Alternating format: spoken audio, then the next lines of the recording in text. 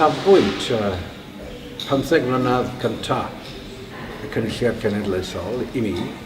oedd y diwrnod pan ddath i mor hydi y Frenhines i agor yr adeilad ysblenydd hwn. Adeilad sydd yn rhoi pleser mawr am i bob dydd y byddai yma yn gweithio, oherwydd mod i'n cerdded ar ddarn o lechen o Sir Feirionnydd.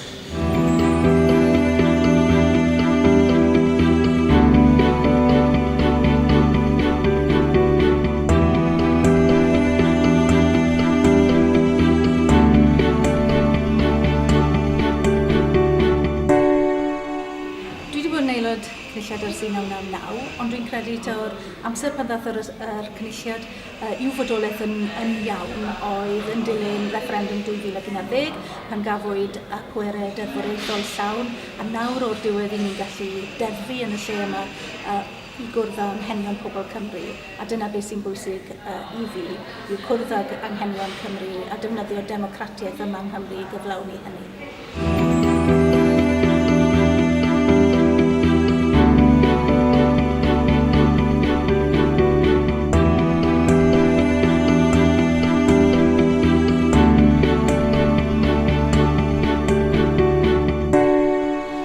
Dwi'n credu beth sydd yn rili bwysig am y ffaith bod datganoli wedi digwydd yw bod pobl yn gallu dod i'r cynulliad, gallu siarad gyda aelodau'r cynulliad, gallu protestio, gallu lobio ni a dod â gwleidyddiaeth yn rhan o'i bywydau pob dydd. O'r blaen oedd pobl yn gorfod mynd i San Steffan, dyw hynny ddim yn gorfod digwydd eto, mae pobl yn gallu dod â'u cynsern yma i Gymru.